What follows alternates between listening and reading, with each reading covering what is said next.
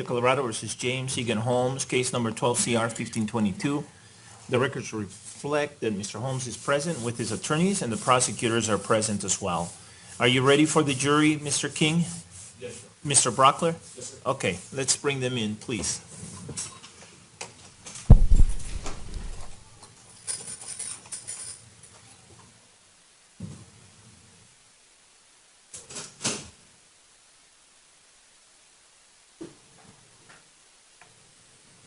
By the way, since we're outside the presence of the jury, juror number 17 indicated that he does have a couple of medical appointments on July 17, so that is a date that we have to take off. So Is that your 17 or 155, Your Honor?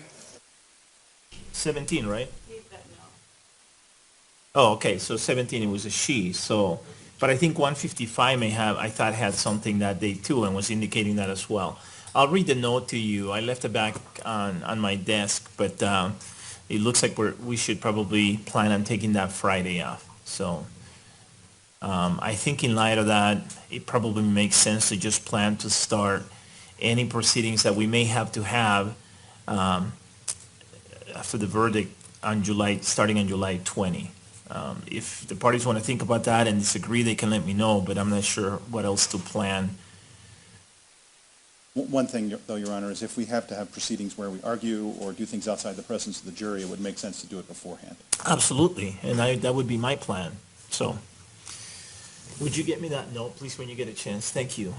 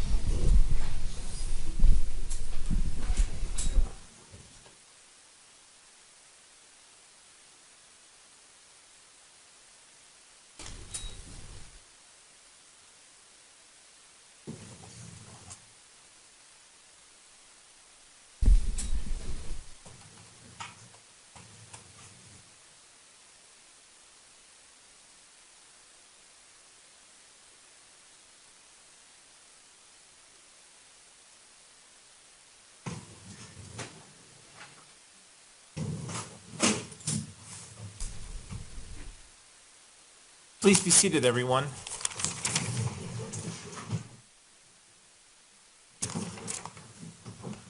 The record should reflect that the jury is back in the courtroom.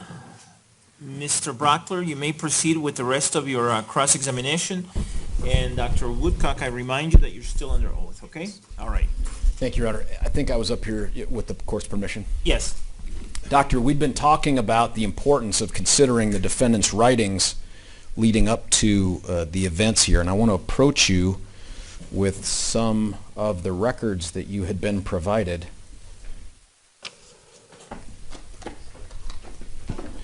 I'm handing you, Doctor, what has been marked as, or admitted, I'm sorry, as Exhibit 1081A, 1081B, 347A, 1199, 1200, 1203,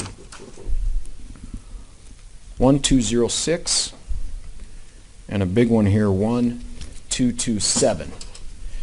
Now, Doctor, you recognize all those exhibits from having reviewed them before you opined on the defendant's sanity, true? No, I can't say I recognize 2 inches of records.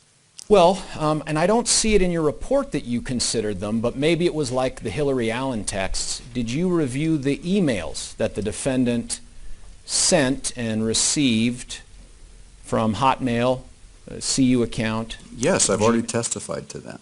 I'm sorry? Yes, I've already testified to that. I reviewed several thousand pages of evidence, including emails, Well, during 2014. do you think that you've indicated in your report that you considered all those emails? No, I've testified to that. You asked me about it.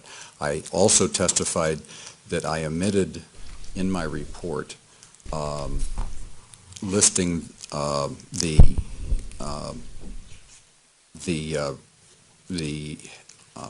law enforcement records that I had reviewed. But I've testified that I reviewed emails. And I just want to make sure, for our purposes, that we're accurate about what you omitted from your report. You omitted any reference to considering the Hillary Allen texts. Is that true?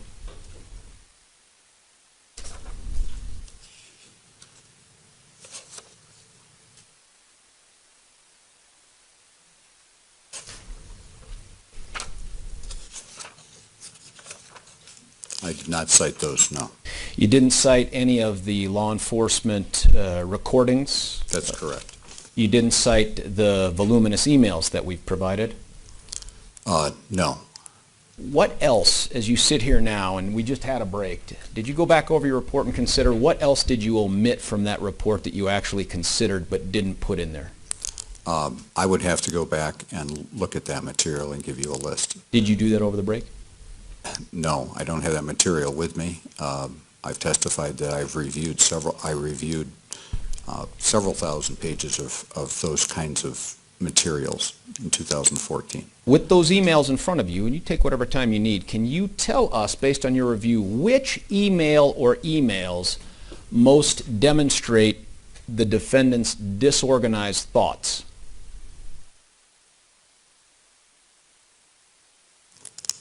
I don't think his emails did demonstrate disorganized thoughts. I don't think his thoughts were terribly disorganized. They were delusional. There's a difference. Well, point out the email or emails that you think best highlights his delusional thinking. I don't think that's reflected in emails. How about not even the CU ones or the Hotmail ones? No? Nothing? I don't recall any. I don't think he was revealing his delusional ideation except in very careful, limited ways. Let's talk about who he didn't reveal it to, just to be clear. He didn't reveal it, certainly he didn't reveal it to law enforcement, correct? Correct. He didn't reveal it to any of his professors? No. He didn't reveal certainly any of the planning these emails indicate he'd been going through to anybody on the planet Earth. You agree with that? Yes. And that includes his family, right? Yes. In fact, there's an email that's tabbed there in People's Exhibit. Judge, may I approach the witness? You may. And I'm asking you this question in the context of him knowing that others would perceive what he was doing as wrong, okay?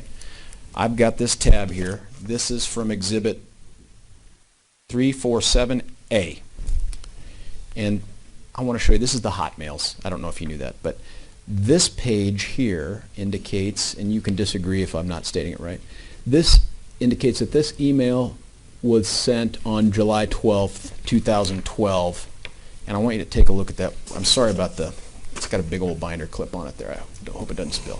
I want you to take a look at that. And that was sent about 7 days before the defendant booby traps his apartment and then goes to the theater. You agree with that?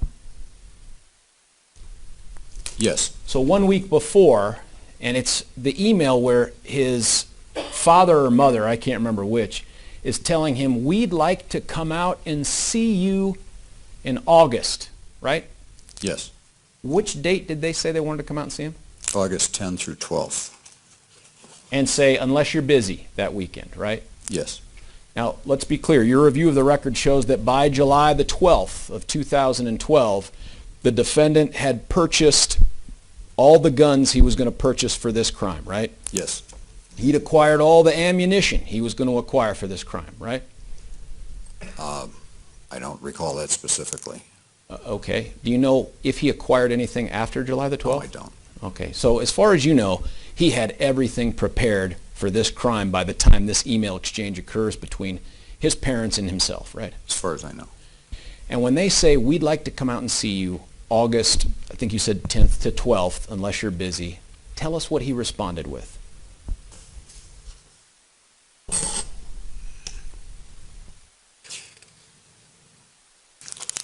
It's not on that page. It should be at the top. Oh. And I'm sorry. Don't have any plans for that weekend.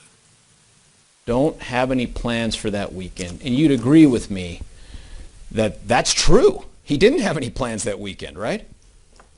I guess, yes, that would be correct. But also completely misleading in that he knew 1 week from then he would be trying to kill as many people as he could at the Century 16 Theater. You agree with that, right? No, I don't agree with that. You don't agree with that at all? No, I don't think he knew at this time, whether or when it would occur with any certainty. Hold on. Doctor, forgive me. On July the 12th, you believe that he did not know when he was going to go to that theater and shoot all those people? That's right. He did not know that.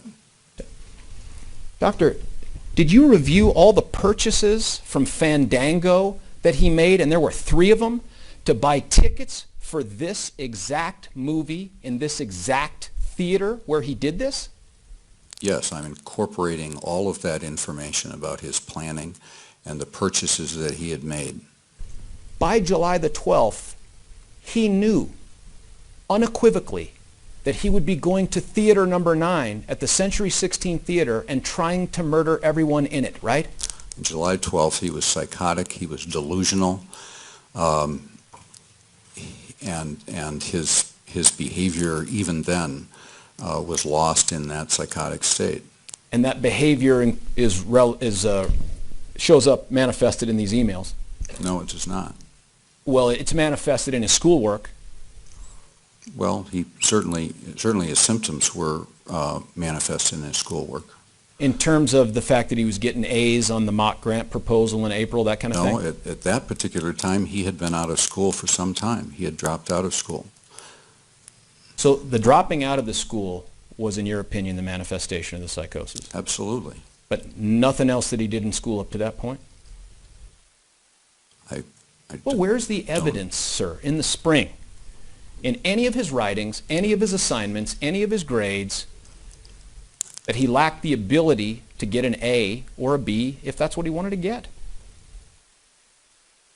Well, he didn't get those. He didn't pass his exams, and he had at least variable reviews on his presentations. He also has given the information that he was very, very uncomfortable and increasingly anxious and distressed over the requirements of the coursework, which were interpersonal and required giving these presentations and interacting with the other people in the lab.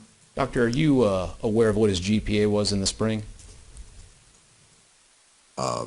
I don't recall it right now. Do you know where it is in relation to the other 5 students in this neuroscience PhD program? Well, it's my understanding that he did not pass the exams. Exams? Which other exams didn't he pass? To continue on in his program. You're talking about the one preliminary exam, correct? Yes. On June the 7th, correct? I don't know the exact date, but it was in that time frame. And he certainly reflects that he was not performing normally.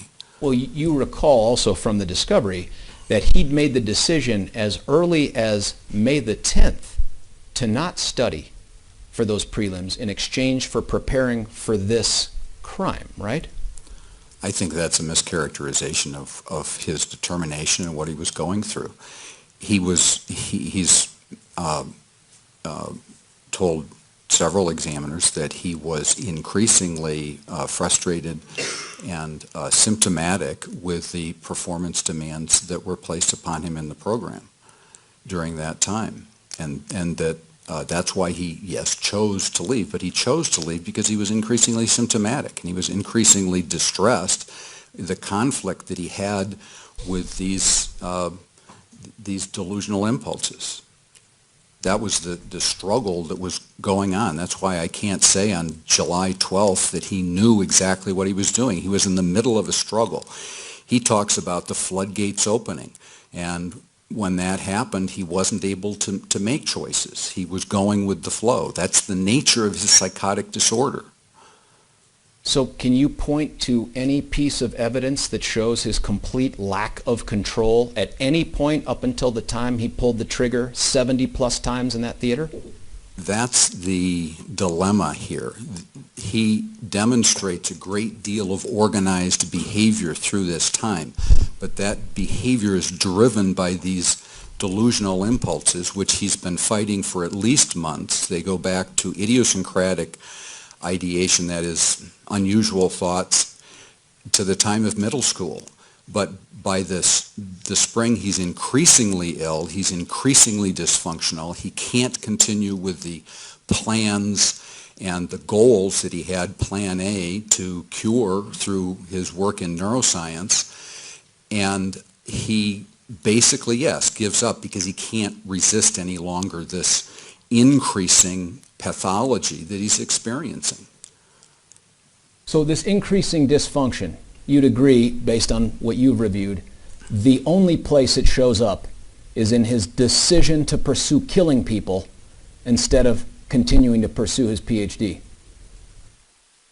Well, no, it's reflected in a number of other things.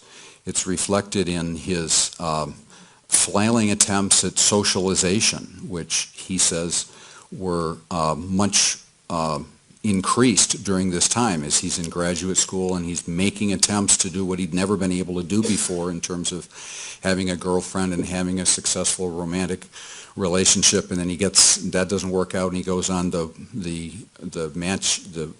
dating websites and that escalates, and then he gets increasingly anxious about his presentations and gets feedback that his jokes are inappropriate, and then he fails his exams. This is not the course of somebody who is asymptomatic and making rational choices and doing fine. So this is all stuff he told you? This is all in the reports that I've reviewed. No, this is not all stuff he told me. This is stuff he told other examiners that he reviewed with Dr. Reed and with Dr. Metzner and with Dr. Gurr principally. So this is not a conversation you had with him? No, my opinion is based largely on the very extensive records of those interviews with those examiners, including Dr. Reed. Well, and when we say the records of the examiners, we mean sans 21 and a half hours of videotaped interview. That's exactly right. I'm relying in large measure upon Dr. Reed's observations that he felt were important enough to include in his report, and the way Dr. Reed and Dr. Metzner and Dr. Gurr summarized and analyzed the very extensive information that all of us have reviewed, although none of us have reviewed 100,000 pages. You sure of that? Yes, I'm sure. Because you had that conversation with Drs. Reed and Metzner? That's a guess, that no one has reviewed 100,000 pages. In fact, we should talk about that. You had the opportunity to call proactively any of the other psychiatrists, and there's at least 2 or 3 forensic psychiatrists in this case, and have conversations with them about their observations beyond what they wrote in their reports, correct? Yes, I had the opportunity. I relied upon their reports. And that's your way of saying, I didn't pick up the phone and call a single one of them? No, I answered that question. No, I didn't call them. I relied on their reports. Okay. And by the way, the defense never told you don't call these people and have a conversation with them, right? No, they did not. In fact, Drs. Reed and Metzner, the court-appointed psychiatrists, they called you to ask you for additional information beyond what was contained in your notes from July 24th, right? Yes, I had not produced a report. There's another thing here on this checklist of things of collateral records to consider in a sanity evaluation, and that is the computer hard drive and communications. We've talked about the emails. Did you go through all of the screenshots and the different searches and stuff that the defendant engaged in on his computer? I saw some of them, yes. Well, why not all of them? I don't know how many of them I saw. I know I reviewed those. For instance, this email that you just showed me, I recall now having seen that. That was included in what I saw. Which screenshots do you think were significant to your evaluation? I don't recall. I considered everything I looked at. Well, I know, but did any of them stick out in your mind as being even relevant? I don't recall specifically now. And there's nothing listed in your report, of course, about that, right? No, I didn't list that in my report. Now look, this list, and there's a couple others I want to go through with you. Are you familiar with that list of things that you should review as collateral records to consider in a sanity evaluation? Have you seen that somewhere before? Yes. Where? Textbook on forensic psychiatry. In fact, it's a chapter called The Insanity Defense, correct? I believe so. And it's a chapter that you not only rely upon to help you in doing what you did here, it's one that you cited in your report, correct? Yes, I reviewed it before I wrote my report. And to be clear, you did not do all the things on that checklist? I did what the checklist requires, which is to consider all the evidence. There's no way I was able, had the time to review all the evidence, so I had to decide what the most relevant evidence was and whether, based upon the evidence that I thought was most relevant, which I have, with the exceptions I've noted, cited in my report, whether that allowed me the sufficient background to reach the conclusions I did. These lists are what is often available and can be considered, but I had to decide, first of all, what was the most important material, and then whether or not I could reach the conclusions and publish a report based upon that relevant information, and that's what I did. I certainly considered all of these categories. I've reviewed a great deal of information in virtually all of them, and I've reviewed reviews of this information from 3 other forensic psychiatrists. Forensic psychiatrists? Yes. You keep saying, not just in cross here, but in some of your answers on direct, that you didn't have time. Fair? That's right. Now, my recollection is, and you correct me if I'm wrong, that you were asked to undergo a review and a potential opinion and impressions as early as June of 2014, right? Yes. You issued your report on March 26, 2015, while we were in jury selection, correct? Yes. And that would be, by my bad math, about 9 months, correct? That may be correct. June to March. Okay, June to March is 9 months. Now, when you were asked to do this by Mr. King, did you tell him, listen, there's so much stuff, I don't think I can appropriately review everything and give you an opinion? I had that discussion. I didn't use the word appropriately because that was subsumed. We certainly had a discussion about what I could review and what I wouldn't have time to review. And I made it clear that I wouldn't be able to review everything. I also made it clear that it was his call based on what I could and couldn't review as to whether or not I would do a report, but that I would independently decide based on what I did have time to review whether I could reach conclusions regarding whether Mr. Holmes was mentally ill, what kind of mental illness he had, and a relationship between the mental illness and sanity. And I reached the conclusion, based upon the evidence that I did review, that I could reach that conclusion, and I very sincerely, professionally believe that the information that I reviewed supports those opinions very, very strongly. If there's other information that could possibly change those opinions, I'd be happy to review it, but I reviewed thousands of pages of documents, the other opinions of the other doctors, the information that they summarized, and I believe that that review very, very strongly supports my opinions, and I wouldn't present those opinions if I didn't believe so. Thank you. Now, there's another list on here in this chapter that you've cited and relied upon that talks about sample questions to help evaluate mental state at the time of the offense. Are you familiar with those questions to be asked? Yes. Now, I understand that you'd already opined on his sanity 5 days before you saw him, but you saw him nonetheless. And I want to go through these. Unless you know them by heart, I can give you a copy of the list and we can go through and see if you asked him. I'd certainly appreciate a copy of the list. May I approach the witness, Your You Honor? may. Sir, this is the entire chapter, and you can ignore some things that are underlined there, but take a look at page 363 up there.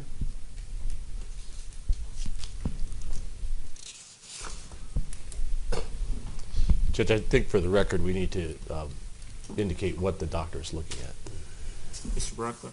Yeah, Doctor, to be clear, this is chapter, well, it doesn't have a number, the Insanity Defense chapter out of the textbook of Forensic Psychiatry, second edition, correct? I believe so. I don't have that information in front of me, but I believe that's correct. Well, having cited it in your report, you've seen it before, correct? Yes. Okay, I so have. does it look familiar to you? Is it my copy? Because it looks like it's underlined the same way I underlined it. I don't know. Is it? I'd have to look at my copy, which I don't have with me.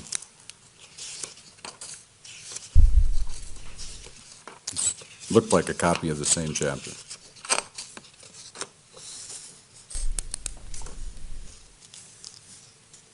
Are you ready? Yes. One of the things that it suggests that you ask is, did you prepare for this? If so, how? Do you see that? On page 363, sir? That sample questions?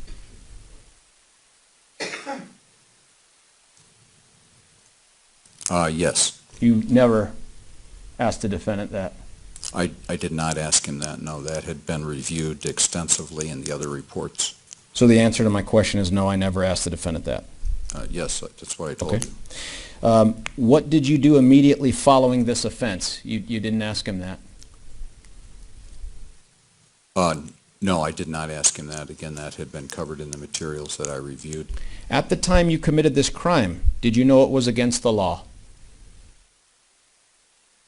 No, I didn't ask him that. Would you have done this if a police officer was near or at the scene? If yes, why? If no, why not? No, again, I knew the answer to that question based on the review that I had done. Would you have done this if someone unexpected arrived at the scene? If yes, why? If no, why not?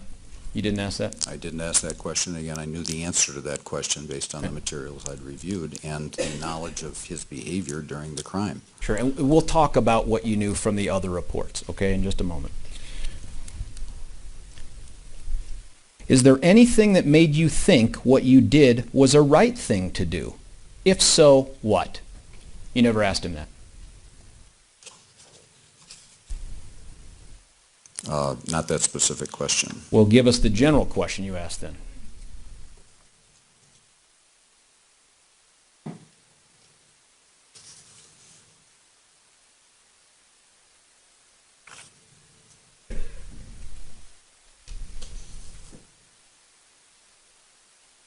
I asked him a number of related questions that are on page 3 of my report. I asked him his general thoughts about what had happened, what he had done. I asked him about his current understanding about why he did it. I asked him if he felt he could go back in his mind to review what was going on then.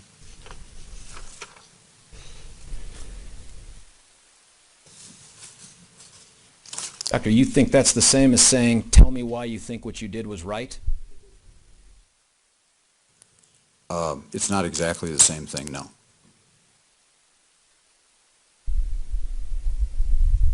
Okay.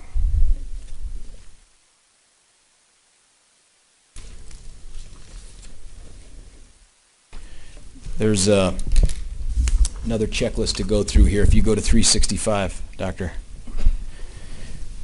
Now this gets us to the place where you are now going to begin to consider capacity, right? Capacity to know right from wrong. Fair? Yes. And the only law that is relevant to that analysis is Colorado law, right? Yes. Not the model penal code, correct? Correct. But you cite the Model Penal Code in your opinion, correct? I do. That's not what governs us, though. It's Colorado. Fair? That's correct. And you have thoroughly reviewed the Colorado statutes that you tried to apply to this situation, correct? Yes. All right. Now, in discovering the evidence that may indicate a defendant's knowledge of legal wrongfulness at the top of page 365, I want to talk to you about that list. Number one thing is efforts to avoid detection. Do you see that? Yes. And you'd agree with me that the defendant's efforts to avoid detection in this case are pretty extensive. Before the event, but interestingly not after the event. We'll get there.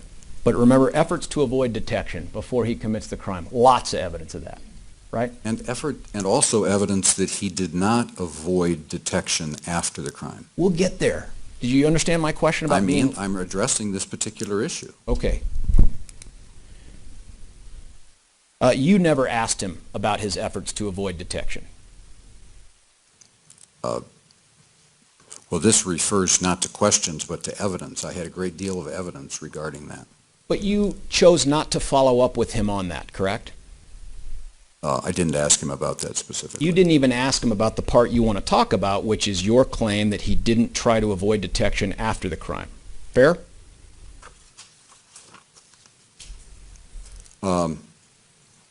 I think that's true. I believe it's true. I didn't ask him about that. That had been covered by the other examiners in my reviews. I understand. With, by the way, different answers.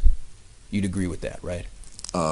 Yes. Yeah, and so one of the things we could do if we gave one answer to Dr. Reed, one answer to Dr. Metzner, and one answer to Dr. Gurr is you could come in as the guy that's doing this in the early part of 2015 while we're in jury selection, is you can go and ask him and set the record straight, correct? Get him to tell you which version is true. Not at all. That's the whole problem with reconstructing someone's psychotic mind 4 days later or 2 years later and under different examination circumstances and with different questions and the different contexts of those questions. What we all have to try to understand is what his state of mind was at the time that this was happening. And he's not going to be, interestingly, the most reliable guide to that because he was very delusionally psychotic at that time. And he's had time since then to try to reconstruct in his own mind what was going on then. So even his information has to be taken really with a lot of interpretation and understanding of what the context was and what we know what's going on at that time. So it's not surprising me at all that he would give different information at different times. And if I had asked him the same questions, I would have gotten a somewhat different answer also. The issue of suggestion is very important in this. How is the question asked? Is the question asked in a suggestive way? I know that some of the things that I asked regarding, for instance, the hair, the answer that I got was, I don't know. But when Dr. Reed suggested possibilities, then he got different answers. So interestingly, Mr. Holmes, after the event, is not necessarily a clear guide as to what his state of mind was. That's why we go through this process. Particularly in the event that someone may be in the midst of a psychotic delusional state. So, just to be clear then, it wouldn't have mattered, frankly, if Dr. Metzner or Dr. Reed had ever asked the defendant any of these questions? I don't know. I know that I didn't feel that I needed to go down either of these lists. I certainly considered them. I read them. I went through this chapter pretty quickly before I saw him and determined what I was going to ask him in light of this information. There's a great deal of information. I asked him probably several hundred questions.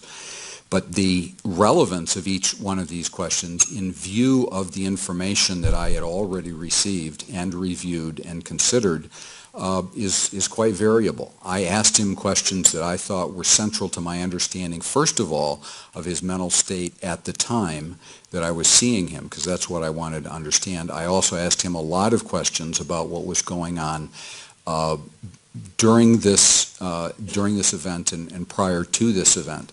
And if I had thought that there were other relevant questions, particularly these that are on the list, I would have asked them. And that was the answer to the question, so it wouldn't have mattered if Dr. Reed or Dr. Messner had asked him any of these questions. That was my answer, yes. Okay. Something else that it asks you to check on or to consider on this list is whether or not the guy was wearing gloves during the crime. Right? Yes. And he was. Right? Yes, that was in evidence. He was wearing a lot of things.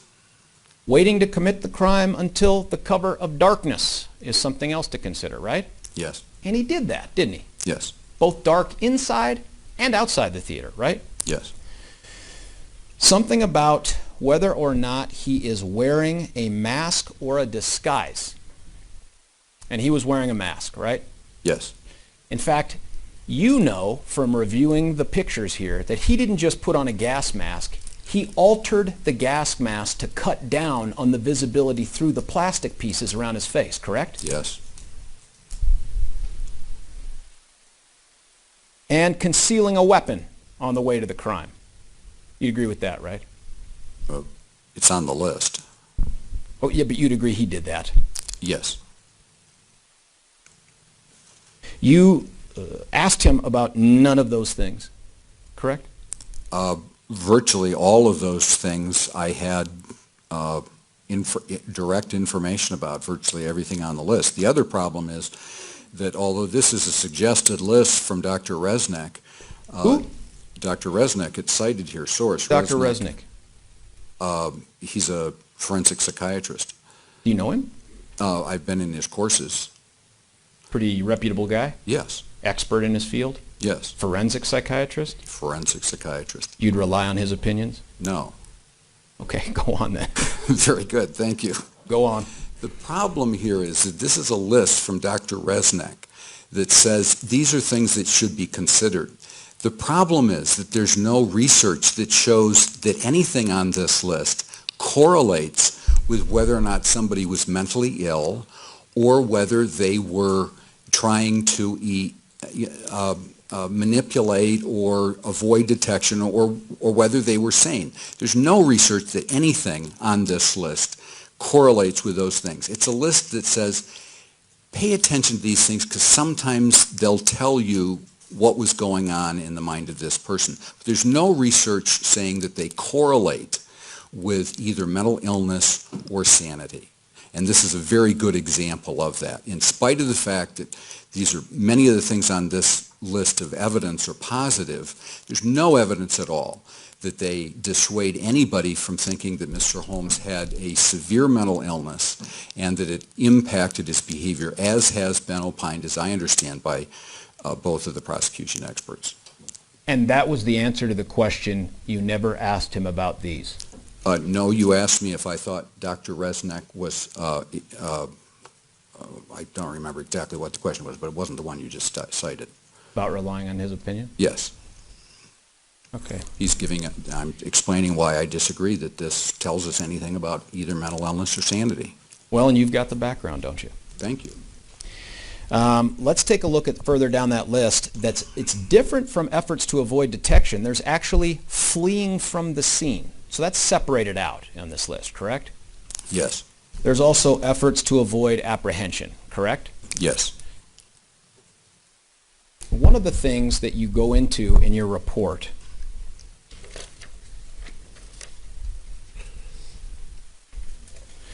is that you say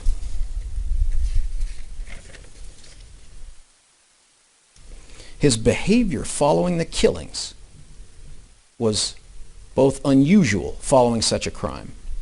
And you say that because he just gave up, right? He didn't leave the scene. He gave up when he was approached. What did he tell you about why he gave up? I didn't ask him about that. Again, it was material that was included in the Sure. records I reviewed. What did he tell Dr. Metzner was the reason he gave up? I don't recall specifically right now. What was the reason he told Dr. Reed he gave up? I don't recall specifically. I know I reviewed those reports and they were consistent with the conclusions I reached. There was nothing about what he told the other doctors which was inconsistent with my opinions regarding his illness, the relationship between his illness and his behavior or his sanity. I understand, but what you've said here, which is important enough for you to include in a pretty good-sized paragraph on page 12 at the bottom, is this idea that he would not flee. And that was really weird to you, right? I didn't think it was weird at all. I thought it was entirely consistent with the formulation that I had reached regarding his mental illness, the nature of his delusional state, what his delusional state was protecting us from in its psychotic formulation. That it wasn't weird. It fit precisely this formulation of his illness. Let's go through the evidence of what he did to put himself in a position to escape, okay? Tell me everything you know from the record that indicated he was setting himself up to be able to leave that theater. Well, the evidence is that he walked out of the theater and stood by and didn't leave the scene. That's what I'm referring to as being unusual for this kind of a crime, but consistent with the psychopathology that I think everyone has described. And doctor, what he said was, I stepped outside, I saw the police, I did an assessment, I saw that I was outnumbered and I was unlikely to get away. It would be hard to drive in ballistic pants, so I gave up. Do you recall that? As one of his explanations, yes. As one of his explanations, right. He had road stars in his car. Do you remember that? Yes. What are they? They would stop a vehicle from following him. And didn't he say that's why he got them, correct? Yes. He had money in his pocket, yes or no? I don't recall. Money that he could use if he drove away? Do you recall? I don't recall. How about statements that he made about maybe wanting to flee to the airport? Did he ever make that statement? I don't recall.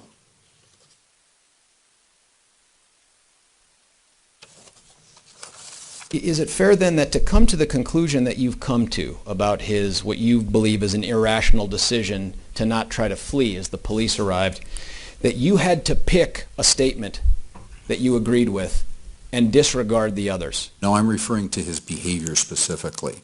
He didn't try to get away. And at least on one occasion, he did say, I guess this is cherry picking, but he did say that he didn't need to get away because his mission had been accomplished. That's certainly consistent with his delusional state. If there were police there when he left and he decided not to try to escape from them, certainly that would have been a piece of information that he had to deal with at the time. But the fact that he didn't at that time try to escape, I think is consistent with his delusional belief that doing this would accomplish his increase in worth and ability to deal with his anxiety about suicidal ideation. So that I'm clear, if he tried to escape, he's sane. If he doesn't try to escape, he's insane. Is that right? I think that none of these things, just like the things on Dr. Resnick's list, go 100% one way or the other. They're not proof of it. They're information that we have to consider as part of our overall analysis, and whether or not that particular behavior would be consistent. Certainly his statement that he thought he would get injured if he tried to escape from the police is a rational statement. That would be consistent with organization. It doesn't tell us about whether or not he was sane. He was able to process that information. His statement that he didn't need to escape because his mission had been accomplished is consistent with his delusions, and apparently he's made both statements. Anything else you want to add about that? Well, that his behavior, I think, in not trying to escape and standing standing by while the police hadn't even recognized that he wasn't a policeman, is consistent with his delusional disorganization or delusional system.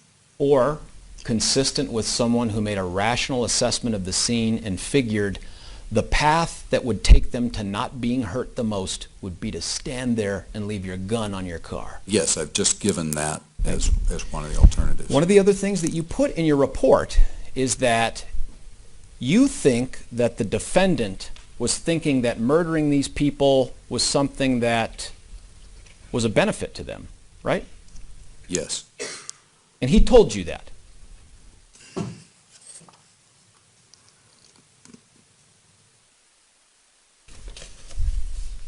I don't believe he told me that. I think it was in the other reports. He told who that? I'm sorry? Who did he tell that to? I know I came across it in the reports. I don't recall which of the examiners he told it to. Let's do it piecemeal. He did not tell you that, correct? That's correct. In fact, going back to July 24th, 2012, he told you that that option was bad for people and he wouldn't want it to happen to him, correct? Well, he said several different things. That was one of the things he said. So he said that he wouldn't want it to happen to him, correct? Yes. And you don't know where you got the idea that he thought killing these people would be something that would be good for them. I think it was in Dr. Gurr's report. And Dr. Gurr is the other defense-hired psychiatrist, correct? Yes. And you'd agree with me that nowhere in the record does he make that statement to any other person, you included.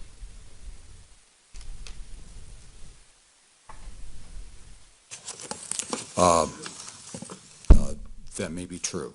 No, not maybe. Is it true or is it not? If you don't know, tell us, I don't know the record. I don't know the answer to that question, if it's in anybody else's interviews or not. Do you recall seeing it anywhere other than the other defense psychiatrist report? I see it in my review of Dr. Gurr's interview.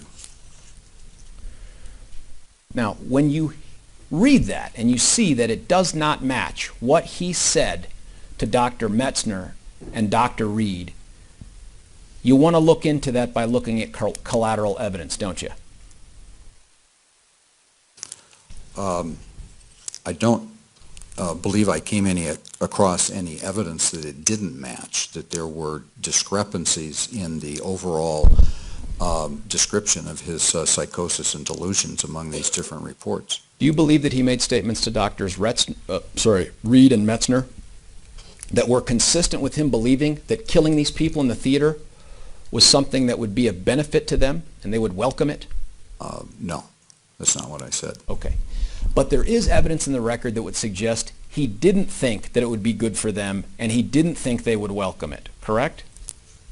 Yes, he states contradictory things about its impact on other people. Well, we don't have to go to his statements. Let's go to some physical evidence and stuff like that, okay? And we can also go, I guess, to the notebook, which he wrote too. He purchased handcuffs, true or false? I believe so, yes. How many pair? I don't recall. What did he purchase them for?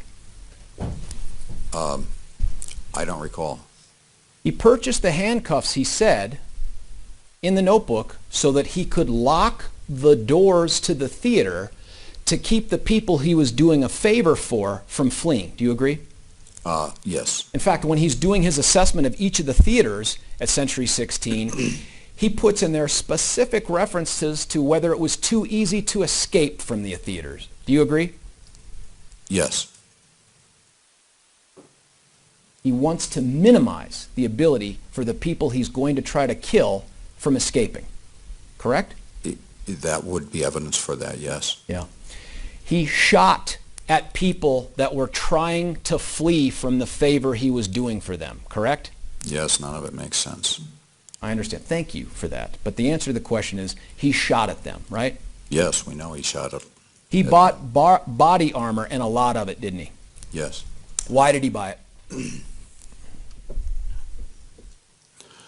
Presumably to protect himself. Not presumably. What did he say he bought it for?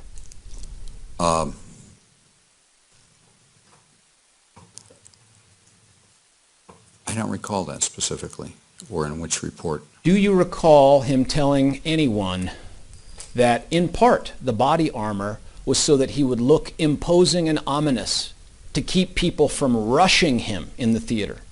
Yes. You recall that? Yes. He can't have people rushing him. In fact, I think he said he can't have 400 people rushing him. Do you recall that? I recall that, that reason, yes. Did he buy tear gas? Yes. How much? I don't know. Why'd he buy it? Probably for the same reason. Not probably. What does he tell us he bought it for? I don't recall specifically. He told us he bought it for crowd control, right? That may be. You don't remember. I don't remember. It's all Okay. really irrational.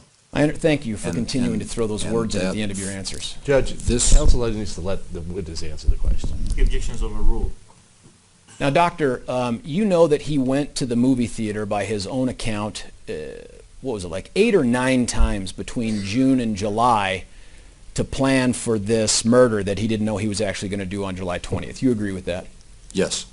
And the part of doing that was to scout out these places, not just for escape routes, but to get a sense of the layout of the individual theaters. True? Yes, that's consistent with his ability during this time to have very organized, directed behavior in spite of his psychosis. Thank you for adding that last part in.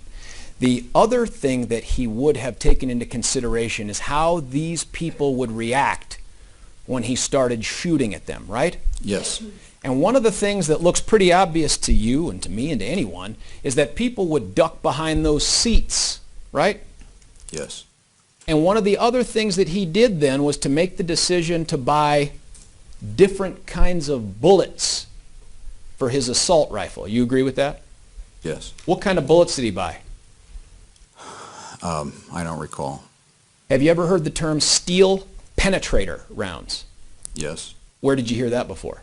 Well, I've heard it in the general media, but I do recall that that was part of his ammunition. And those steel penetrator rounds would allow him to go through steel, right? Yeah. Yes. And movie seats, Yes. correct?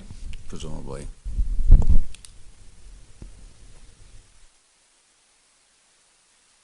He believed that he run the risk that people would want to shoot him for what he was going to do, correct? Yes.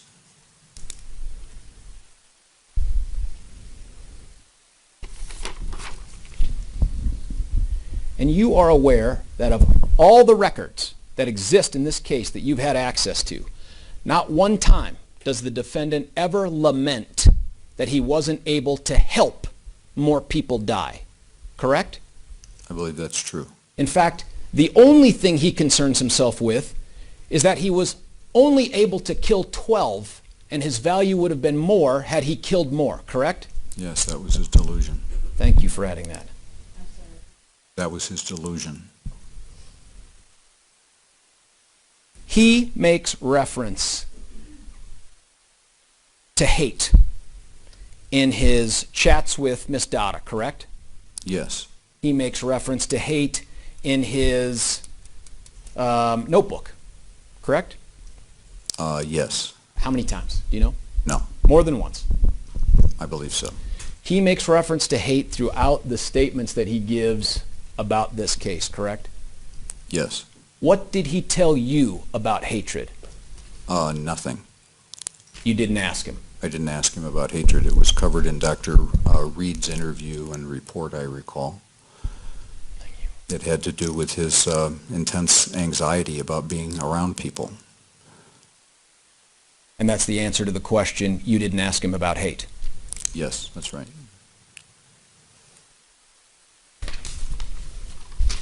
One of the things that you say here in your consideration of his capacity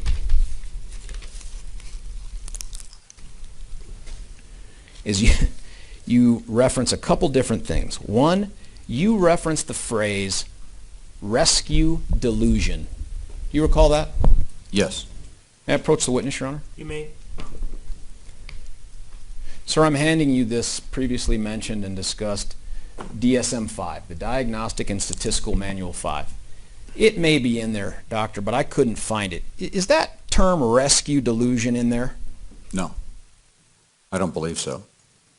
It's a descriptive term in this case. It's not a term of art. Did you invent it? I don't think so. I think it was in Dr. Gurr's report. But if I did invent it, it was meant to be descriptive. One might refer to all kinds of delusions by their content or their intent. That doesn't mean they become terms of art and make their way into DSM.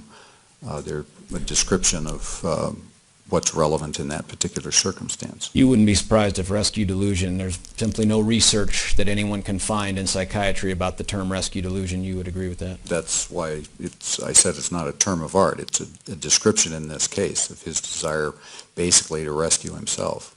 You also use the phrase command delusion. Do you remember that? Yes. You use that multiple times, right? Yes. Take a look at that DSM-5. Find us the command delusion in there. Command, again, this is a term that was referred to also by Dr. Gurr. Command is usually used as an adjective in regard to hallucinations rather than delusions.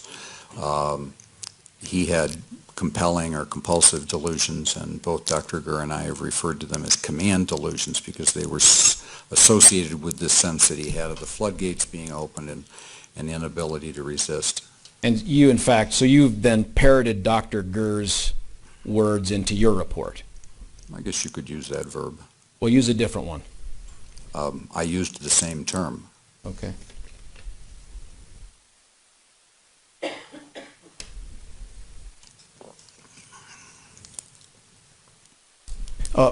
Real quick here, a follow-up on this, the videos you didn't watch. If you were concerned with suggestive questions being asked of the defendant in terms of the answers he gave, why didn't you watch the entire video of Dr. Reed or read the entire transcript to see if he was making suggestive questions? The reason that I did not, first of all, is that I didn't have time during this time frame to do it.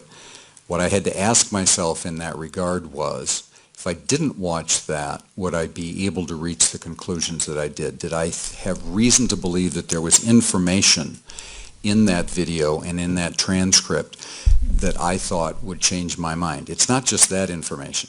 There's a lot of information that I did not review. I did review enough information, again, to reach the conclusions that I did, and I think my conclusions are well supported by the information that I have cited and that's cited by the other examiners.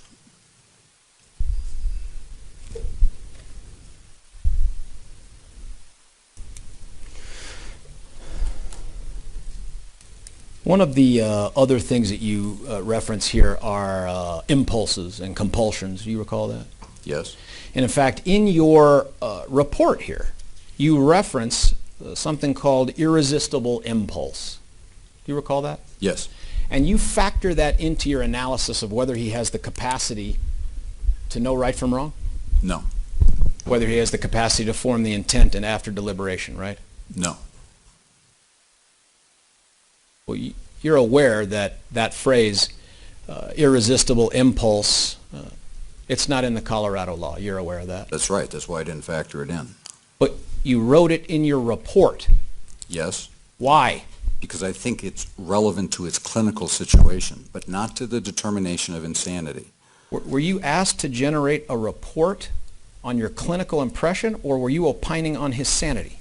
Both. As I've already stated, I don't think it's possible to opine on his sanity if one doesn't have a good understanding of his psychopathology. I don't know how one could do that. So all this talk about impulse, compulsion, all that stuff, you don't believe that's part of the sanity determination? No, it's not part of the sanity determination. It's part of the clinical assessment. Okay. There's a statement that you make on page, well, I don't know, 12 or something. Here it is, page 7. Under appreciation of the wrongfulness of the incident behavior. You'd agree with this.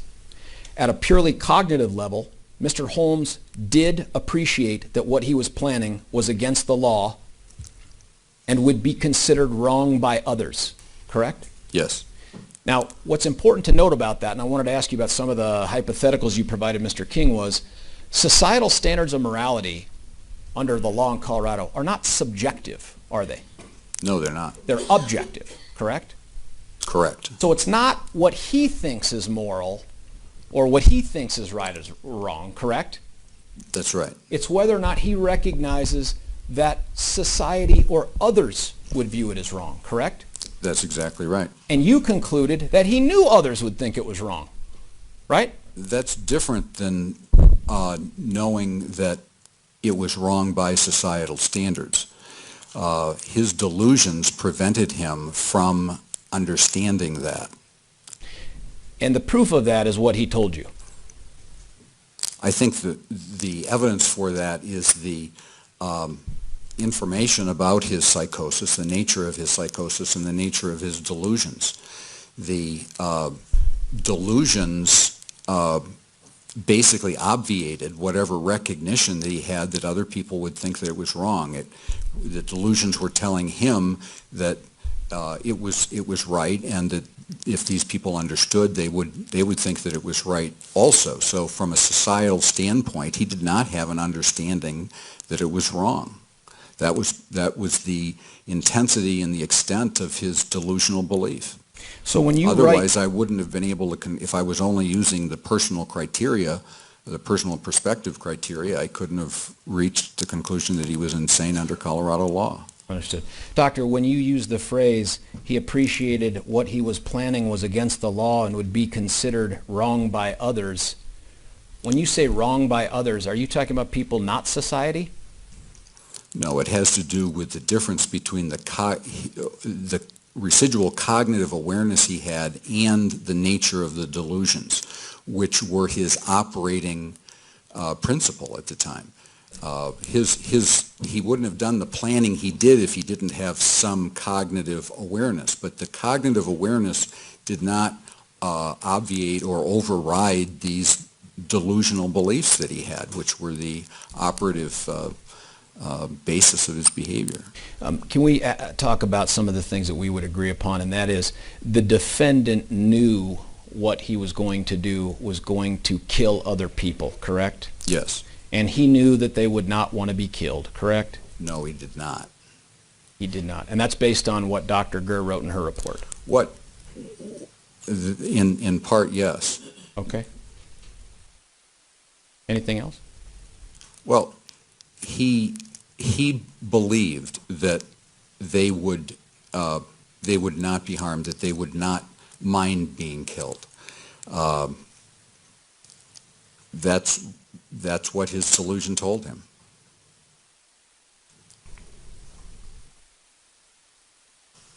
He knew that what he was planning would take their lives, correct? Yes. And he believed that they would resist those attempts to take their lives, correct? Yes. And in fact, he planned to prevent them from resisting his efforts to take their lives, correct? Yes. And he knew that it would be murder. He knew it would be killing. His delusions told him he was doing these people a favor. You keep saying telling him, and yet there's not a single voice hallucination that occurs any time prior to this. Is that fair? That's right. That's the difference between a delusion and a hallucination. Yeah. And by the way, the delusion is the fixed false belief, right? Yes, and by fixed we mean that it can't be changed by reason. It doesn't mean it stays the same over time. It means that at any one particular time there's no evidence that can change it. Delusions do change over time. So that's an important distinction in terms of the word fixed.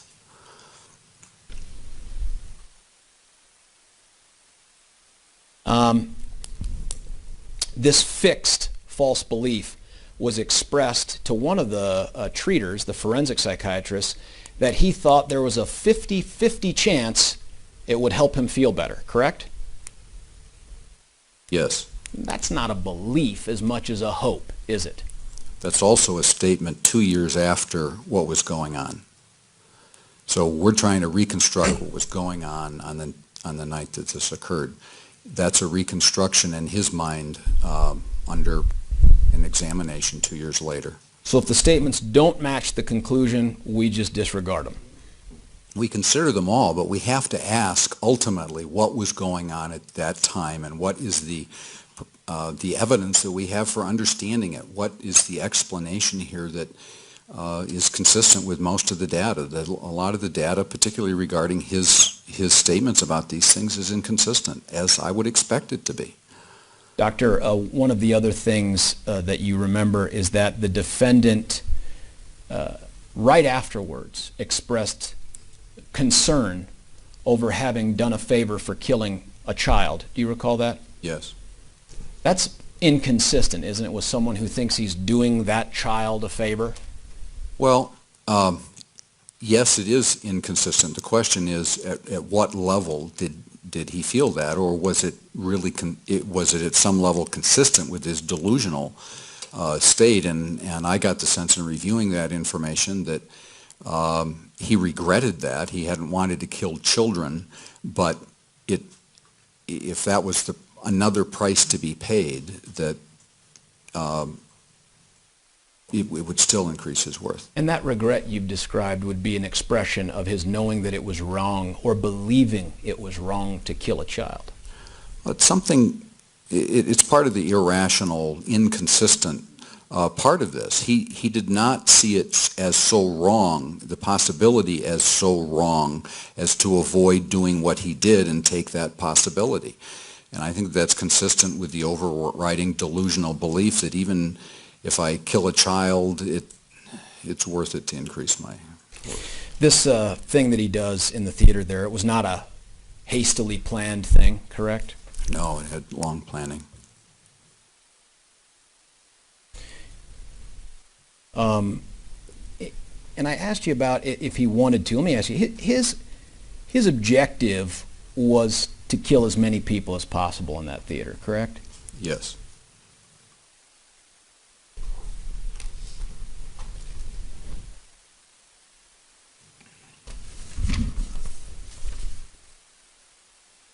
Hey, tell me about the nuns. Remember you brought up the hypothetical about the nuns as the conscientious objectors. Are they delusional? No. Are they insane? No.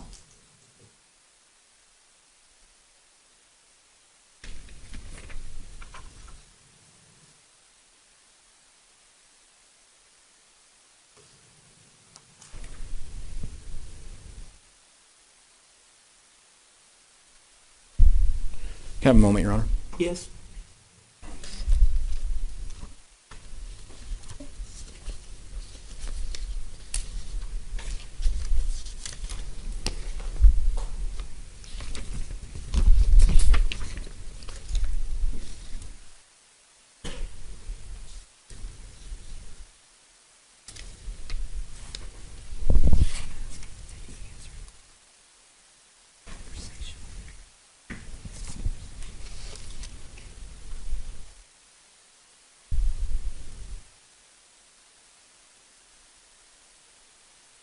Yeah, Doctor, here's one.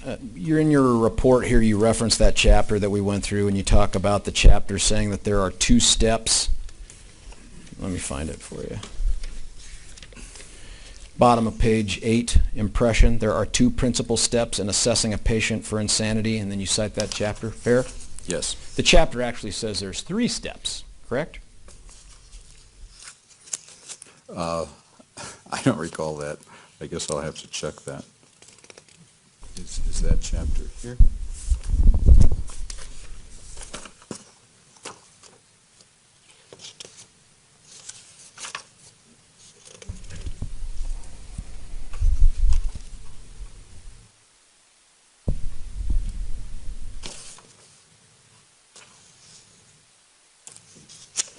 Can you cite that point in the chapter, please?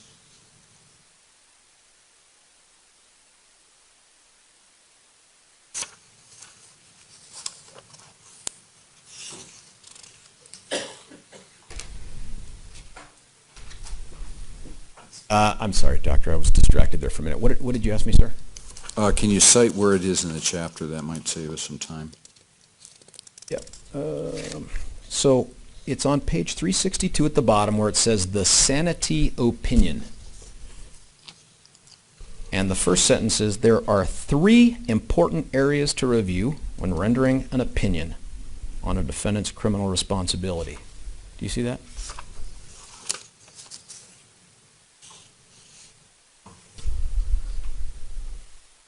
Yes.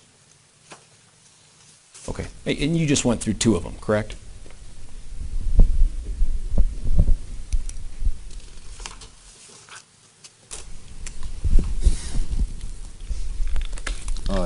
No, I did all 3. The third one is, the examiner must apply the relevant insanity test when evaluating the relationship between the person's mental disorder and his or her alleged acts.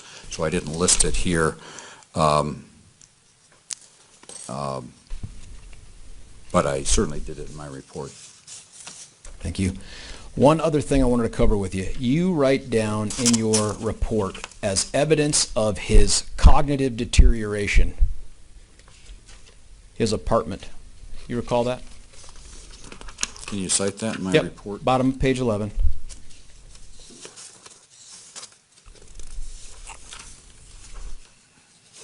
His planning and construction of the bomb devices and chemicals in his apartment was not successful.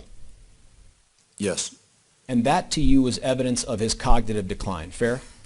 yes. Had it been successful, you would not have viewed it as a sign of his cognitive decline.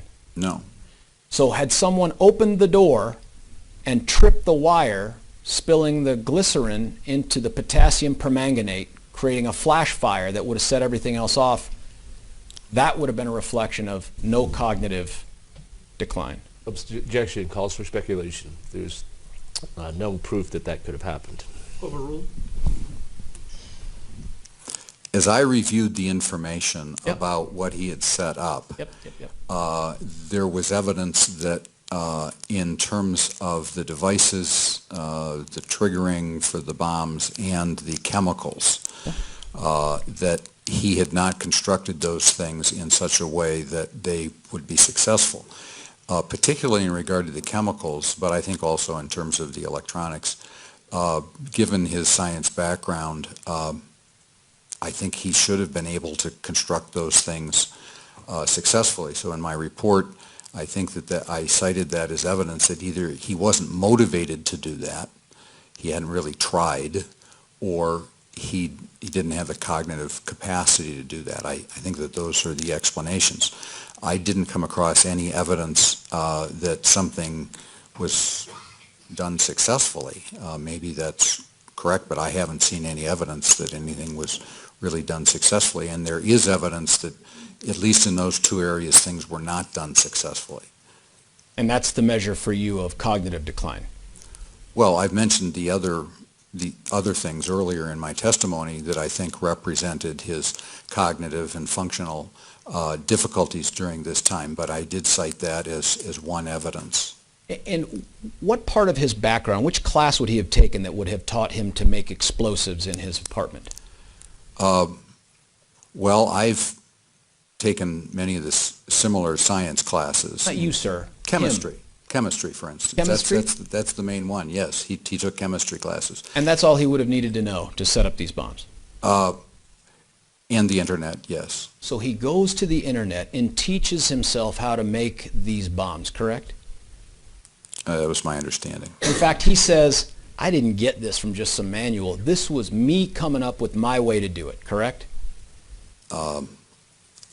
That would be evidence of disorganized thinking. Did you understand my question? Can you repeat your question? We'll just keep moving on. Doctor, he did not use fake gasoline, correct? That's my understanding. He didn't use fake gunpowder, right? No, if he'd used those things, I would have concluded that he wasn't meaning to do this at all. I reached the conclusion that this reflected disorganization because he did use, obviously, ingredients that might have done this, but they were put together wrong. Put together wrong in whose opinion? Well, in the opinion I guess in the opinion of the people who had looked at these things and determined that they were not going to be effective. Would those people be people, we'll call them from the FBI? I believe so. I believe that that was the conclusion that was reached based upon the records that I reviewed. If you are in error, big hypothetical, you're in error, and let's say the FBI and other bomb people come in and had testified in front of these folks that had that tripwire or any other mechanism started a fire in that apartment, it would have consumed the apartment and probably the building. Well, that's not what I'm basing my opinion on.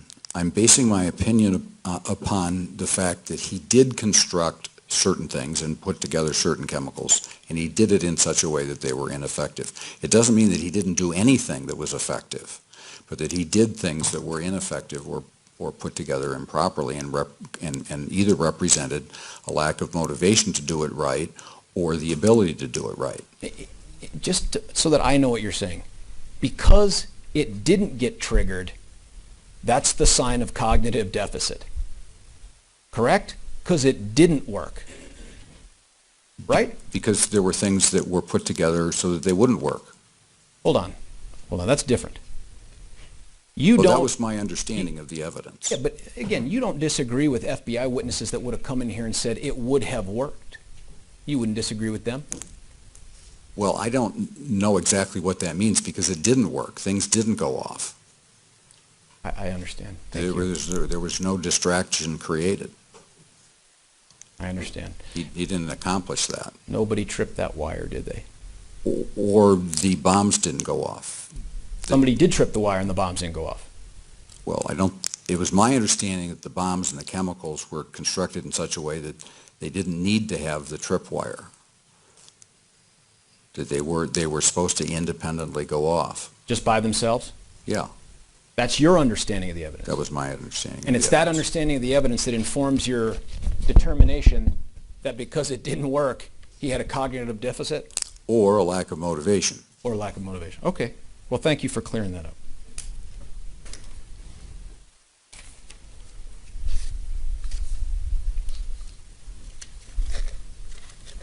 May I have a moment, Your Honor? You may.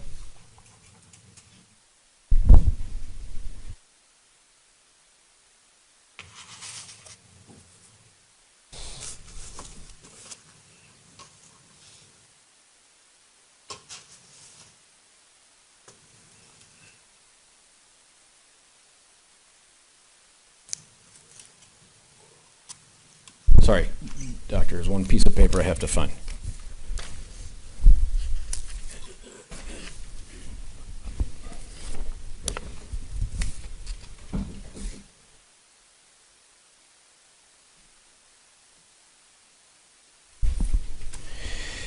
Doctor, real quickly, you would agree, I know you think that the defendant couldn't deliberate. That's what you've testified to, right? He lacked the ability to deliberate on his conduct, correct? That's correct. But you would agree that he could act with an awareness that his conduct was of such a nature that he would end up killing people or potentially blowing up his apartment. He had that awareness, right? That was the core of his delusion. So the to answer kill is people. no. He wasn't aware that he was going to kill people or could blow up his apartment? That was the nature of his delusion. His awareness was incorporated into the delusion. That's the point about the psychosis. He didn't have an independent awareness in terms of his behavior. His behavior was, in my opinion, determined by that delusional system. So yes, he had the awareness that his delusion was telling him to kill people. I can't think of any more questions. Thank you. Okay, is there any redirect, Mr. King? Yes, Your Honor. All right, would counsel approach for just a moment, please?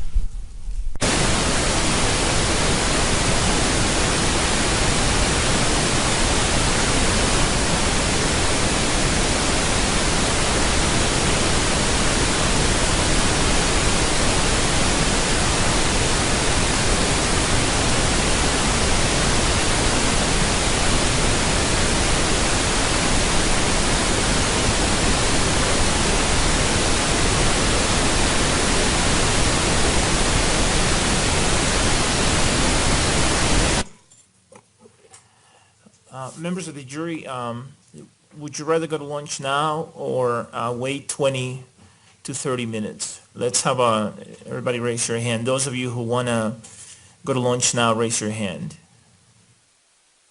3, 4, much less than the majority. All right, are you all okay hanging on for another 20 minutes or so, maybe 30 minutes? Yes, and people are saying yes. Okay, we'll proceed then. Mr. King, you may proceed with your redirect examination.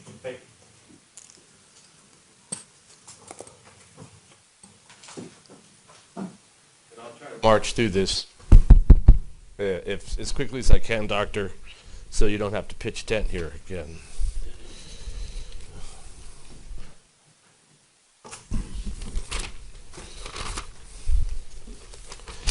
Now, Mr. Brockler started out talking to you a great deal about your curriculum vitae and the things that you wrote in your curriculum vitae. And there was a lot of talk about a hyphen and what that meant. When you write your curriculum vitae, are you attempting to mislead anyone about your credentials by placing hyphens in certain locations, sir? No, everything in my CV can be checked and probably is.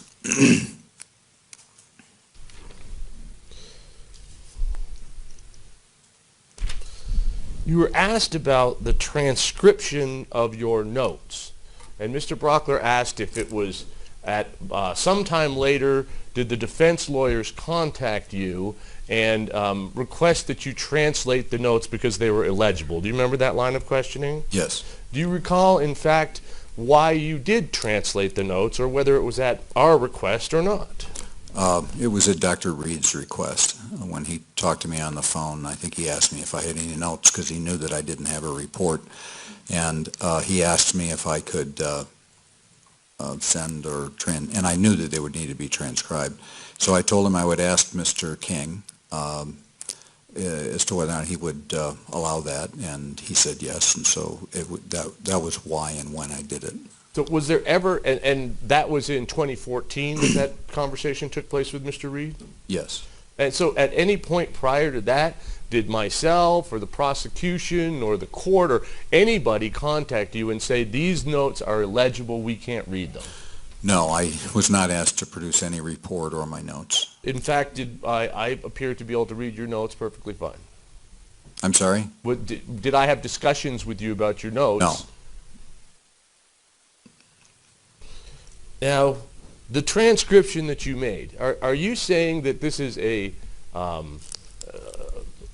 court reporter accurate transcription of your notes, or were there some words in there, like I think rapport and support was brought up, that maybe you could have gotten wrong in the translation? Yes, there were a number of words like that, and I did my best I did indicate when I wasn't sure in the transcription that that was the case.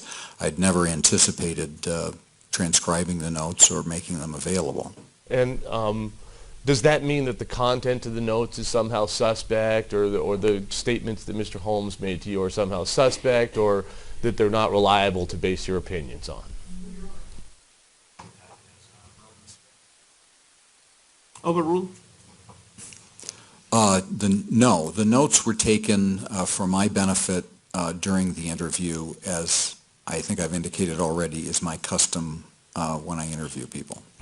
Now, you were asked a lot of questions about videotaping, okay? Did you videotape this examination, either of your contacts? No. Have you ever videotaped an examination in the 30-some-odd years that you practiced psychiatry? Not at my own request. I believe I've had several examinations videotaped by others. Do you know whether Dr. Metzner, who's been a psychiatrist for some 30-odd years, video recorded his examination? It was my understanding he did not. Does that mean there's anything deficient or inappropriate or unreliable about his examination? No, video recording is not a recognized standard. Are you aware of whether Dr. Gurr videotaped her examination? No. Does that mean that her reports or opinions are somehow suspect for that very reason? No, again, it's not a standard. Did Dr. Hanlon videotape his examination? No. Did Dr. Gray videotape his examination? No. Did Dr. Manguso videotape her examination? No. Does the failure to videotape an examination have any meaning in terms of the conclusions or results that you draw from that examination? Not in my opinion. Is there a danger, perhaps, in placing too much emphasis on small details asked in the course of a video examination that took place some 3 years after the crime, when the defendant has been medicated for over 18 months by antipsychotic medications? I think all the information in any interview, any examination, whether it be recorded audio, recorded video, or in observation by the examiner, has to be put in context. It has to be understood in context of all the information. And that's what the examination, the professional examination, is really all about.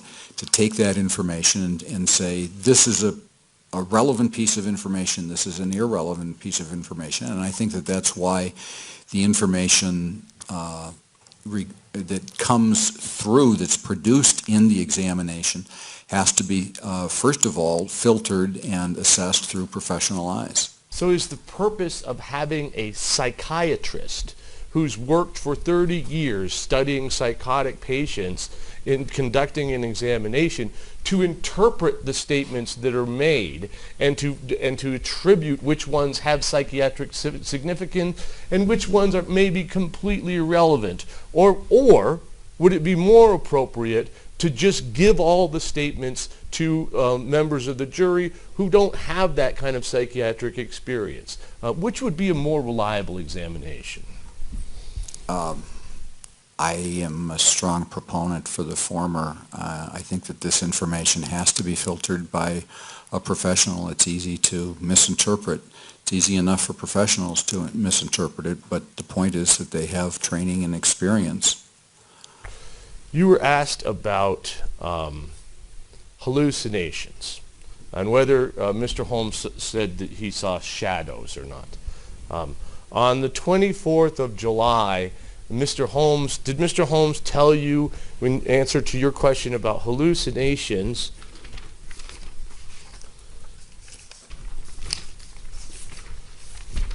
that he saw movement without explanation? Visual movement without cause. Yes, he responded that he saw visual movement without cause and that as an undergraduate he had seen flashes to the side. Did he report to you when you interviewed him on the 1st of April 2015 that he also had experienced shadows since that time? Yes, he referred to those in the April 1st interview. You were asked if on the 24th of July you asked him about trichotillomania. Now, when you went into that interview, did you have any information about what Mr. Holmes' symptoms were or whether he had suffered from trichotillomania or not? No. Is it contained in the record? Did he tell every examiner upon questioning that he had pulled his hair out since he was in middle school or high school as a result of his anxiety? No. Is there evidence in the record that he did tell some of them that? Yes, and he did tell me that in the April 1st, 2015 interview.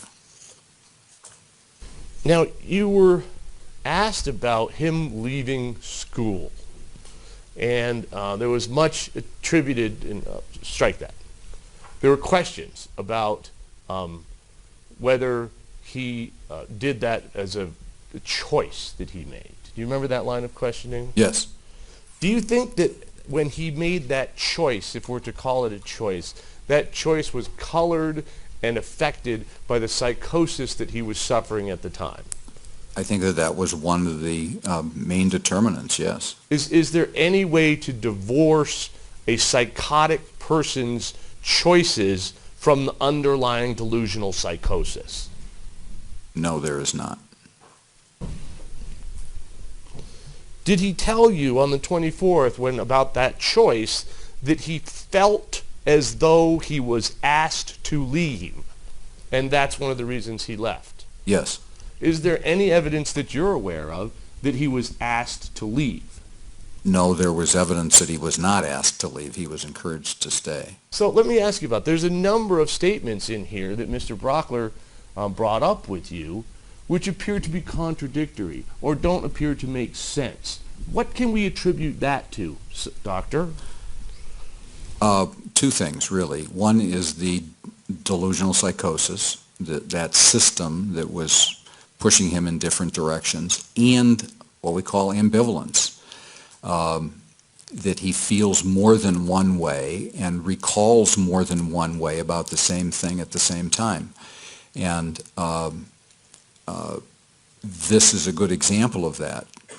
His choice for more than a decade had been to pursue what he called Plan A, which was neuroscience. That was his choice. That was what he was really committed to. And it was only after he felt failure in that he chose to leave, even though the evidence states that the school was trying to encourage him to stay. You were asked if he told you about his grades and that he got good grades and whether he seemed proud of that or whether he should have been proud of that, I guess. Do you remember that line of questioning? Yes. Is there any reason to think that Mr. Holmes was not being truthful about his grades, or what's the significant about him being proud of his grades?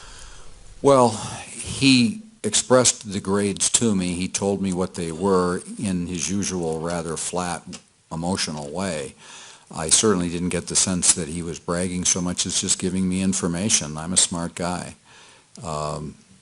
And that was, I think, in support of and consistent with his pursuit of neuroscience and cure. And was that consistent with the results of the neuropsychological testing, intelligence testing specifically, that was done by the neuropsychologist, Dr. Manguso, for the court, and Dr. Hanlon, who was retained by the defense? Yes, they found overall high intelligence, certainly consistent with what you would expect with his background, but some specific areas of relative deficit that were thought to be associated with his illness. Now, you were asked, and I believe you said you didn't recall ever receiving or reviewing Dr. Hanlon's report of the second time he went back a year later or so later in 2014 and did follow-up neuropsychological testing with Mr. Holmes. Do you remember that line of questioning? Yes. Would it refresh your memory if I were to point out to you that, do you recall that as a result of that testing we found out that Mr. Holmes's nonverbal IQ decreased from a 127 to a 113 in the 1 year period between the 2013 testing and the 2014 testing? Yes, I do recall that. It wasn't cited in my report, but I was reminded of that, and we had reviewed that. Now, as a neurologist, sir, is that consistent with schizophrenia, with schizoaffective disorder? Yes, it would be consistent. It's not diagnostic, but it would be consistent with this course. Do people who have schizophrenia and schizoaffective disorders intelligence decline because their brain shrinks over time? Yes, that's true. The 19th century term for schizophrenia was dementia praecox, which means dementia of the young. Do you recall in Dr. Hanlon's report that he notes that there's no other explanation for this dramatic decrease in Mr. Holmes's IQ? Yes.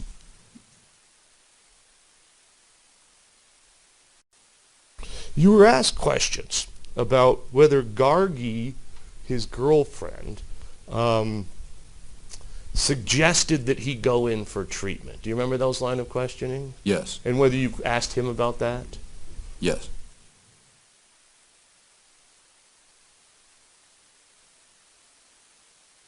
Do you recall or not that by the time Gargi mentioned anything about getting some treatment to Mr. Holmes, that he was already voluntarily in psychiatric treatment, or do you not recall that? I don't recall the exact sequence of their conversation and his getting into treatment, but certainly he did make the voluntary choice to seek treatment. Now, you were asked some questions about Plan A, Plan B, and Plan C. And the statement that was elicited was, what future would I have if I didn't have Plan C? Do you remember that line of questioning? Yes. Do you remember you saying to Mr. Brockler, that didn't make sense? Yes. You were asked about, when you asked Mr. Holmes about his philosophical view, and he made the statement, I hate everyone. Do you remember that? Yes. Did that make sense to you? No. Are there a number of statements that Mr. Holmes makes that don't make sense? They don't make sense in the usual way. When one understands his psychopathology, I think, and the delusional structure that he has suffered with, they can at least be put in context. Delusional structures are not rational, so it doesn't amount to rationality, but at least it fits together in a delusional system at times. Sometimes it doesn't. The delusional system itself isn't always very coherent. You were asked questions about whether Mr. Holmes ever used the phrase human capital with you. Do you remember that? Yes. And you said he did not, right? That's correct. Are you aware that he used the phrase human capital in the notebook that he sent before the shooting? I believe I recall that. Do you recall that on the 24th of July, when you questioned him about his delusions, that he indicated about the folks in the theater that he, quote, turned them into numbers? Yes. Does that sound similar Yes, to the it human does. capital concept that he describes to other psychiatrists and in the notebook? Yes, and that had occurred to me when I learned about the human capital delusion, that these were both sort of numerical or economic Now, the fact... constructs. I'm sorry, I don't mean to interrupt you. The fact that he didn't bring that up in the first interview, or that there might have been inconsistent statements over 3 years to different doctors about different things, is that expected when you're asking someone, what were you thinking 2 years ago when you were psychotic? Or even 4 days ago when you were psychotic? It is in my experience, absolutely. Inconsistency is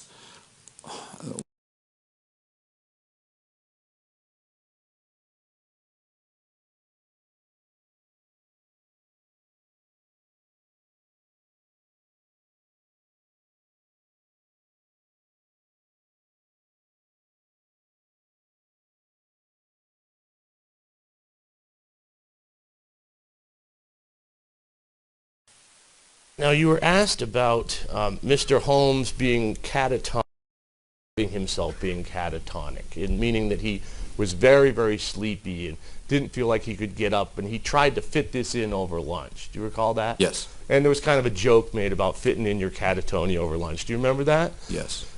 Is Mr. Holmes a psychiatrist who's accurately diagnosing himself with catatonia? No, he is not, and he used the term incorrectly. I didn't have any indication on the basis of his reports that this was what a psychiatrist would call, and certainly all of the information, that information fit from a clinical perspective. That you thought he was depressed as a result? Yes, I think that it did support that during that period of time when he had to change his schedule during the day and get rest during the day, that he had been more depressed during that phase. You were asked about suicide and whether he'd mentioned to anyone that he was suicidal. He's certainly done so to the examiners that have talked to him since the shooting, correct? Yes. Do you recall when he spoke with Dr. Reed, he indicated to Dr. Reed that he was in fact suicidal in the spring of 2012 and that he actually had contemplated taking all of the sertraline at one time in order to commit suicide? Yes. You were asked about him going to class and going to 24-hour fitness and biking to school. Do you remember those questions? Yes. And you remember they were followed up with a question about how there was really no change in his day-to-day activities between January and June of 2012. Do you remember that? Yes. Do you recall in the record that between January and June of 2012, Mr. Holmes broke up with his girlfriend, the first girlfriend he's ever had? Yes. Was that something different for him? Yes, and he experienced it as stressful. Do you recall that Mr. Holmes cut off all contact with his friends and even deleted their phone numbers from his phone? Sustained. Do you recall whether or not Mr. Holmes cut off all contact with his friends or not? Yes. Do you recall whether or not Mr. Holmes described himself as going on spending sprees that was unusual for him? Yes. Do you recall him saying that he felt like things were in hyper speed? Yes. Do you recall him saying that he was driving at excessive rates of speed, which was not normal for him? Yes. Do you recall that he failed his preliminary examinations? Yes. Had he ever failed any schoolwork examinations before? No. Do you recall that he lost interest in the studies that he'd pursued his entire life? Yes. Is that different for him? Yes. Do you recall that he began buying weapons and armor and ammunition, despite the fact that he'd never desired or wanted or owned any of those things before? Yes. Do you recall that when he went and saw Dr. Fenton and Dr. Feinstein, that they felt that he was experiencing a psychotic level of thinking? Yes. Do you recall that he then went into a movie theater and killed people because he thought it would increase his value? Yes.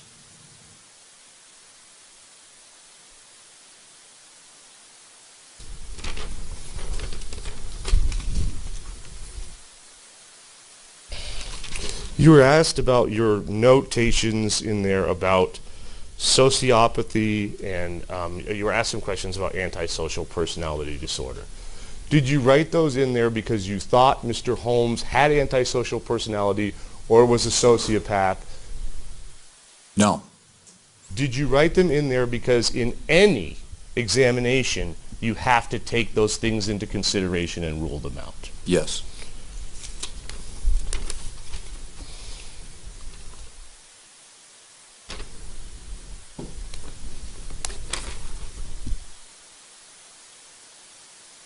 You were asked about some of the things that you relied upon in your report, and did you list every single specific item in your report that you reviewed? No, I did not. How long would your report have had to be in order to do that? I don't know. Dozens of pages. Did you attempt to put down a fairly comprehensive list of the nature of the things that you reviewed?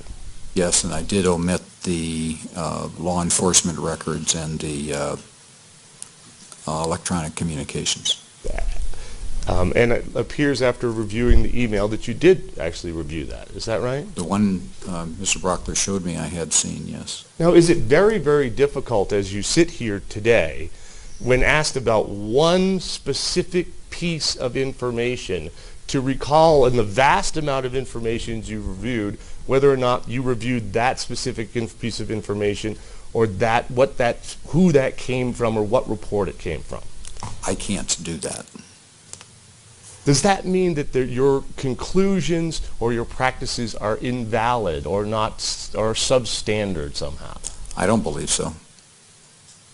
You were asked questions about the social history, and did that come from the public defender, right? Yes. Do you recall that social history is supported by medical records and other documentation? Yes, I've seen it in other documentation. So when you're asked about, Mr. Holmes not listing in there where the information came from, that Mr. Holmes's aunt suffers from schizoaffective disorder for the past 35 years, is there any significance to the fact that you didn't list where that came from? No, I don't believe so. Does that mean it's not true? Does that mean that Mr. Holmes' aunt doesn't suffer from schizoaffective disorder? I didn't confirm it with her medical records or by talking to anybody else in the family. That's generally the way we collect family history information clinically, so it's consistent with how we generally gather this sort of information. Sometimes it's not nearly that specific, but when somebody comes up with a diagnosis, for instance, of schizoaffective disorder, that usually would lend support to the fact that that diagnosis has been made medically, as opposed to a more generic kind of description of having a batty aunt or something like that. You were asked some questions about whether you were familiar with Dr. Gray's second set of testing. Does it refresh your recollection that Dr. Gray did a second set of testing that accompanied Dr. Reed's examination and was contained in his report? Yes. Do you recall, now that I mentioned that his testing the second time around was entirely consistent with the testing the first time around? Yes. Does that change your opinions in any way? No, that was part of the information I had reviewed in preparation for my report.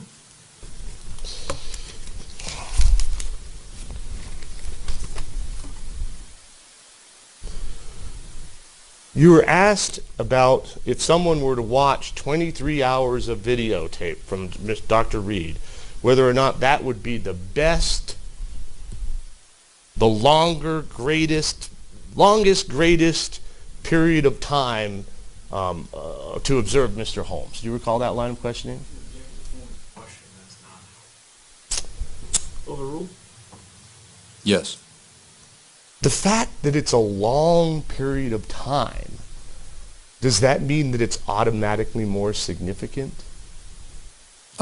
No, I didn't think it was significant enough to alter my conclusions because I didn't have time to look at it. I felt that the information that I had reviewed from Dr. Reed's from the transcript and from the parts of the video I watched indicated that there was certainly some suggestion going on, and that that might have some influence, but even if that had not been going on, I would not have spent that amount of time. I don't think there was anything there as indicated by Dr. Reed's report which would have changed any of the conclusions I reached. After all, Dr. Reed did incorporate, he was there, and he incorporated all of that, the meaning of that information from his perspective into his report. So do you think Dr. Reed took the 23 hours of examination and culled from it the parts that were significant and included those in the report and left out the parts that were not significant? I assume that that's what he did. I think any examiner would do that. You're not going to include in your report the 300-page transcription. And is it true that in your examination you may explore areas that turn out to not be significant? Yes. Now, you were asked about Mr. Holmes' writings, and you described in your report them both being philosophical ramblings. Is that fair? Yes. What did you mean by ramblings?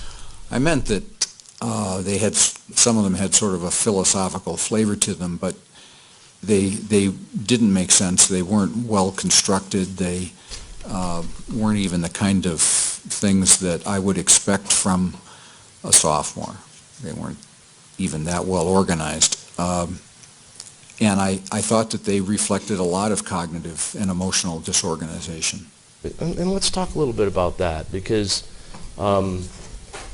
do you think those writings reflect the intellectual abilities of somebody who is a neuroscience student in graduate school, or did they seem a little sophomoric and childish? Well, they were worse than that. They were, I characterized them as ramblings. They certainly did not represent what I knew to be his baseline cognitive abilities. Did they reflect delusions? They represented disorganizations. I think that there may have been allusions to delusions in them, but they were pretty disorganized. Did when you talk about them being philosophical, is there anything, if it's philosophical, does that mean that the person can't be psychotic? Or do quite often people who are psychotic adopt philosophical concepts and incorporate them in their delusional system? They often do that, and it seems to be a way that the emotional content for the person gets attached to ideas. So ideas take on more emotional content than they would for someone else. And they may use philosophical references at the same time. You were confronted about your opinion that Mr. Holmes was delusional, and it was pointed out in that stack of emails and other documents before you that there was no delusional content in those emails, and that there was no delusional reporting to Mr. Holmes's professors and to law enforcement. Do you remember that line of questioning? Yes. The fact that there was no delusional content in the emails or to the professors or law enforcement, does that mean that he wasn't delusional? It doesn't mean that, and considering what he has said about his delusions, one of his delusions was that if he revealed things, if he talked about them, then his delusions would take on even more force or he couldn't resist them. And it appears that for a long, long time, he really was very, very careful about that, not to let people know what he was thinking, not to let people know what his thoughts were in regard to suicide and homicide, because of this sense that if he said something, then he would have to act on it. Now, So it was part of the way that he was trying to contain this and protect himself. Now, we know that those may not reflect delusions, or that his professors may not have identified delusions. But has every psychiatrist who's examined Mr. Holmes indicated that their opinion is that he suffered from delusions? Yes, and the main reason for that is that in these interviews, he has admitted that. All of these have occurred after this crime, and after a part of the delusional system was, the delusional mission was completed, and after he had the delusional sense that he had increased his self-worth, that was when he was willing to tell people this. Before that, he was at best very, for instance, with Dr. Fenton and Dr. Feinstein, he revealed enough to make it clear to them that he was ill and at risk for violence, but not revealed the specifics about that. Judge, I apologize. I said I was going to be 20 minutes, and I think I'm going to be more like another 5 minutes, which probably means another 10 minutes. So, All right, we'll take our lunch. All right, folks, please keep in mind my admonitions during the lunch break. They all apply. I'll see you back here at about a little bit after 2 o'clock, okay? We'll take the usual hour and a half. Thank you.